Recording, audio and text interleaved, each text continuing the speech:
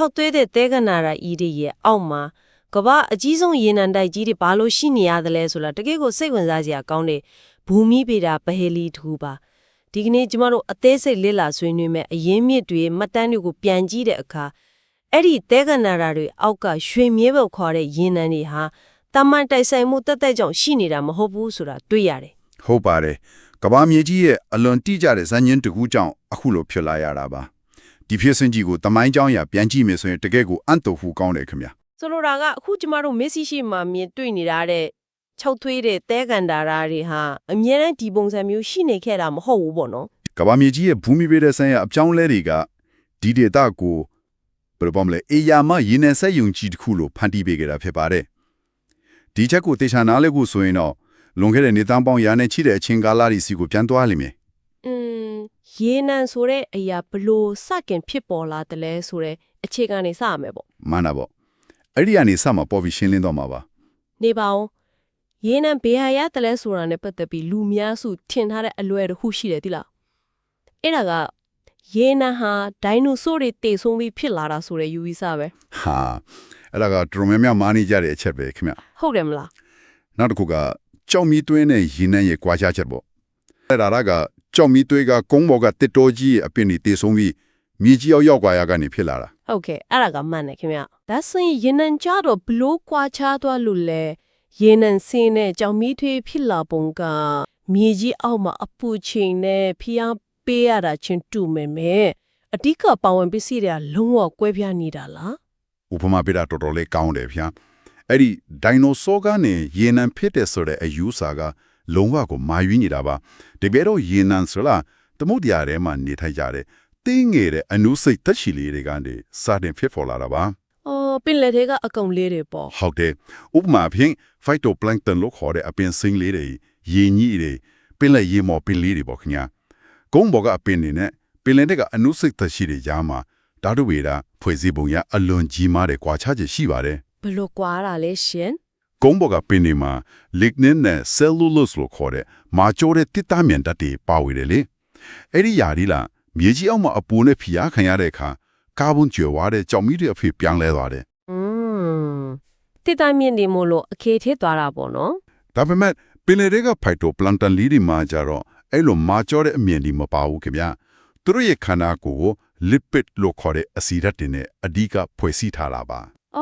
အဆီဓာတ်တွေနဲ့ဖွဲ့စည်းထားတာကိုဟုတ်ပါတယ်အဲ့ဒီအဆီဓာတ်တွေကပဲနောက်ပိုင်းမှာအဖူနဲ့ဖိအားကြောင့်အရေးပြောပြီးရေနံစိမ့်အဖြစ်ပြောင်းလဲသွားတာဖြစ်ပါတယ်ဆိုလိုတာကဖွဲ့စည်းပုံပါဝင်ပစ္စည်းကိုကလုံးဝကိုကွဲပြားနေတာပေါ့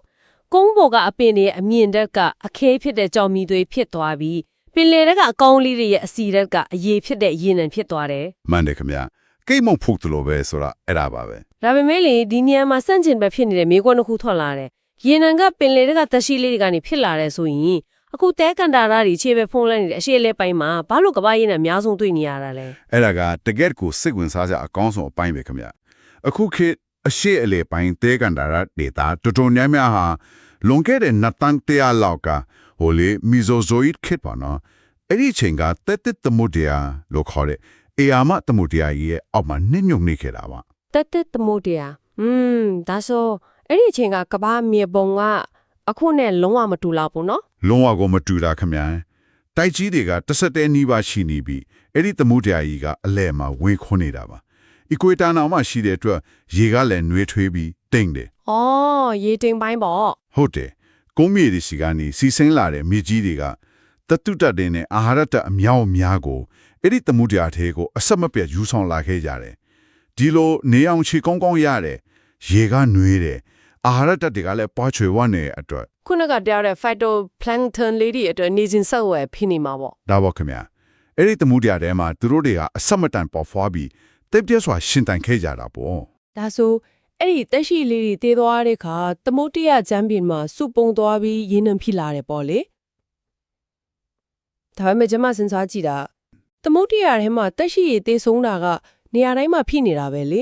ပုံမှန်အားဖြင့်ဆိုရင်တေးသွားတဲ့အကောင်တွေကပုတ်တိုးဆွေးမြေ့သွားတာပဲမဟုတ်ဘူးလားအဲ့ဒါကတော်တော်အရေးကြီးတဲ့အချက်ပဲဟုတ်တယ်လေဘာလို့အဲ့ဒီသမုဒ္ဒရာကျမ်းမှာတီးတန့်ရေနံဖြစ်လာရတာလဲတေးတိုင်းသာရေနံဖြစ်မယ်ဆိုရင် ကမ္ဘာသမုဒ္ဒရာချန်ပီယံတိုင်းမှာရေနံတွေအပြည့်ဖြစ်နေရမှာပေါ့ အဲ့ဒါအလွန်ကောင်းတဲ့ထောက်ပြမှုပါခင်ဗျာတက်ရှိတိုင်းတည်ယူတဲ့ရင်းနှံမဖြစ်ပါဘူးရင်းနှံဖြစ်ဖို့ဆိုရင်ဘူမိဗီထဆိုင်ရာအလွန်ရှားပါတဲ့တိုက်ဆိုင်မှုတွေလိုအပ်ပါတယ် ဘယ်လိုတိုက်ဆိုင်မှုမျိုးတွေလဲရှင် သမုဒ္ဒရာချမ်းမြေမှာတည်ဆုံသွားတဲ့တက်ရှိတွေကိုဒါမှအပြင်ဘက်တီးရီးယားတွေကစားသုံးပြီးဆွေးမြေ့သွားစေရတယ်ဒါပေမဲ့အဲ့ဒီသမုဒ္ဒရာရဲ့ထူခြားချက်ကအဲ့ဒီကာလမှာအောက်ဆီဂျင်ကင်းမဲ့တဲ့အခြေအနေမျိုးဖြစ်ပေါ်ခဲ့တာပါ အော်ရေအောက်မှာအောက်ဆီဂျင်မရှိတော့ဘူးပေါ့ ဟုတ်တယ်ခင်ဗျာအဲ့ဒီခေတ်ကကဘာကြီးရဲ့ယာတီဥတုကအယံပူနွေးတဲ့အတွက်အခုခေတ်လိုဝင်ရိုးစုံကရေအေးတွေအီကွေတာကရေနွေးတွေလက်ပါစီစင်းတဲ့သမုဒ္ဒရာရေစည်းကြောင်းလက်ပတ်မှုမျိုးတိတ်မရှိဘူး အေးရေတွေကငိမ်တက်နေတဲ့သဘောလား သိကြပါလေရှင်အထူးသဖြင့်အောက်ခြေချွင်ဝမ်းတဲ့မှာရေတွေကငြိမ်သက်ပြီးတိတ်နေတယ်ရေစီးကြောင်းမရှိတဲ့အတွက်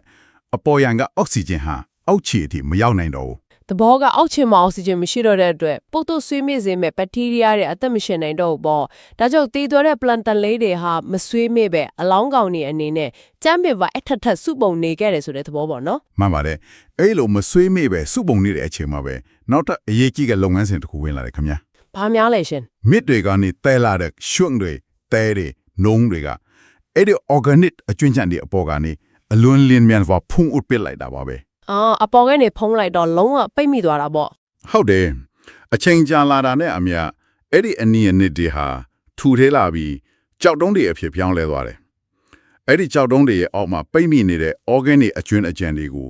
kerogen လို့ခေါ်ပါတယ်ခင်ဗျာ Kerogen မြေကြီးအောက်ကိုပုံနဲ့ရောက်သွားလေအပေါ်ကဖိအားတွေပုံများလာပြီးအပူချိန်ကလည်းတဖြည်းဖြည်းမြင့်တက်လာလေပါပဲ အပူချိန်နဲ့ဖိအားဆိုတော့ခဏကကျမတို့ပြောခဲ့တဲ့အေယာမ pressure cooker အိုးကြီးထဲရောက်သွားတဲ့သဘောပေါ့ ကွာတီးမယ်ခင်ဗျ ဒါပေမဲ့ဘယ်လောက်ပူဖို့လိုတာလဲရှင်အရန်ပူသွားရရောအကုန်ပြားဖြစ်မသွားဘူးလား အဲ့ဒီအပူချိန်ကွာတီးဖြစ်နေဖို့ကအဆက်ပါပဲခင်ဗျဘူမင်းပြတာပညာရှင်တွေကအဲ့ဒါကိုရေနံဖြစ်ပေါ်နိုင်တဲ့အပူချိန်အတိုင်းအတာလို့ခေါ်ကြတယ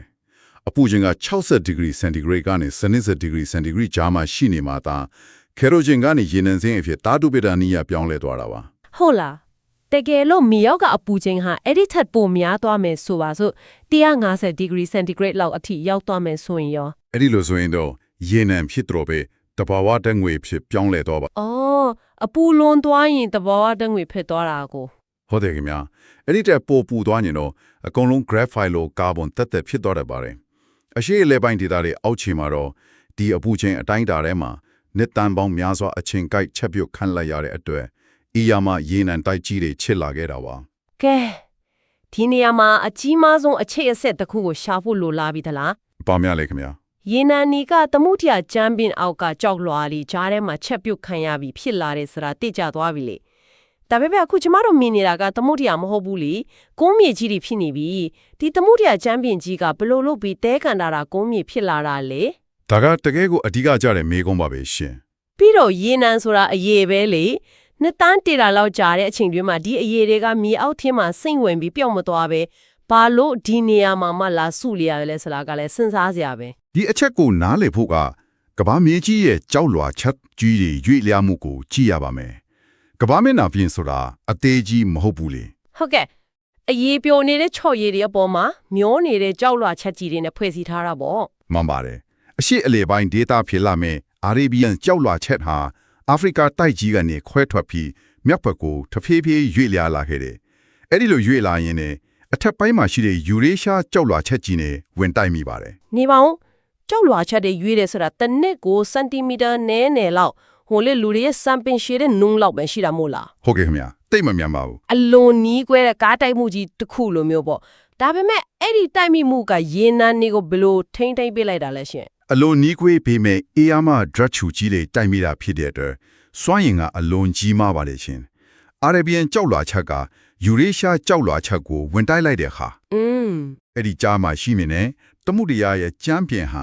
တွန်းခောက်သွားပြီးပင်လေရေမျက်နှာဖြင့်အထက်ကိုတွန်းတင်ခံလိုက်ရတယ်အဲ့ဒီလိုတွန်းတင်ခံရလို့ကုန်းမြေဖြစ်လာတာပါ အော်ဒါကြောင့်ဓမှုတရားကနေကုန်းမြေဖြစ်လာတော့ကို ဟုတ်တယ်နောက်တစ်ခုကရေနံတွေဘာလို့ပျောက်မသွားတာလဲဆိုရင်မေးခွန်းပေါ့ရေနံတွေဟာပုံမှန်ဆိုရင်အပေါ်ကိုစိမ့်တက်ပြီးပျောက်ကွယ်သွားတာပါတယ်ခင်ဗျာ အင်းလေအရေးဆိုတော့စိတ်ထွက်တော့မှာပေါ့ ဒါပေမဲ့ခုနကကြောက်လွာတွေဝင်းတိုက်မိတဲ့အခါကြောက်လွာတွေဟာကော်စောကို ဘေးနှစ်ဖက်ကနေတွန်းလိုက်သူလိုမျိုးတွန်းခောက်သွားပြီးအမိုးခုံးပုံစံချွေမွားမောက်လက်တီးဖြစ်သွားတယ် โอเคအမိုးခုံးပုံစံဖြစ်သွားတယ်ဆိုတော့အဲ့ဒီအမိုးခုံးထဲမှာရေနံတွေကတွားပြီးပိတ်မိနေတဲ့သဘောလားဒါဆိုအမိုးခုံးကိုဖွဲ့စည်းထားတဲ့ကြောက်ကရေနံမစိမ့်နိုင်တဲ့ကြောင်မျိုးဖြစ်နေမှရမှာပေါ့ လုံးဝကိုတိကျပါတယ်အဲ့ဒီအမိုးခုံးတွေကိုဖွဲ့စည်းပုံအရထောင်ချောက်များလို့ခေါ်တယ်ခင်ဗျာပြီးတော့အဲ့ဒီထောင်ချောက်တွေကိုအပေါ်ကနေအုပ်ထားတဲ့အဖုံးကြောက်လွှာတွေကအလွန်အရေးကြီးပါတယ် ဘလို့ကြောက်လွားမျိုးတွေလဲရှင် တမှုတွေကခေတ္တုံကရေဒီခန်းချောက်လိုက်ကြံဝင်လာလိုက်ဖြစ်ခဲ့တဲ့အတွက်အောက်ခြေမှာအလွန်ထူတဲ့စားလွာတွေနဲ့ရွှင့်စေးကြောက်လွာတွေကြံခဲ့တယ်လေ အော်စားကြောက်တယ်ပေါ့ ဟုတ်တယ်စားကြောက်နဲ့ရွှင့်စေးကြောက်တွေဆိုတာရေနံလုံးဝစိမ့်ထွက်လို့မရတဲ့ຢာတွေပါအဲ့ဒီကြောက်လွာတွေကရေနံတွေရှိနေတဲ့အမိုးခုံးကြီးတဲ့အပေါ်ကနေအသေးချာပိတ်လောင်ထားလိုက်တာပေါ့ ဆိုလိုတာကလုံးဝကိုအလုံးပိတ်သွားတာပဲ မှန်ပါတယ်အဲ့လိုပိတ်လောင်ထားလိုက်တဲ့အတွက်နှစ်တန်းပေါင်းများစွာတိုင်အောင်ရေနံတွေဟာအပြင်ကိုမထွက်နိုင်ပဲအရှိအလေပန်းရဲ့မြေအောက်ထဲမှာအများများစုပုံနေခဲ့ရတာဖြစ်ပါတယ်ရှင် ဒါကိုကြည့်ရင်အရှိအလဲပိုင်းဒေတာဘူမိဗေဒရဲ့ထီပေါက်မှုကြီးကိုစွတ်ခူသွားတာလို့ပြောလို့ရတယ်ဒီလား ဒါပေါ့ခင်ဗျာတကယ့်ကိုထီပေါက်တာပါ ပြီးတော့ထပ်မပြင်းနိုင်အောင်ပိတ်လောင်ပစ်လိုက်တဲ့ကြောက်လွာတိုက်ရိုက်မှုနဲ့စားကြောက်လွာတွေဒီအရာတွေထဲကတခုခုသာလွဲချိုသွားခဲ့ရင်ဒီကနေ့အရှိအလဲပိုင်းဆိုတာဒီလိုဖြစ်နေမှာမဟုတ်ဘူးနော် တခြားတာပေါ့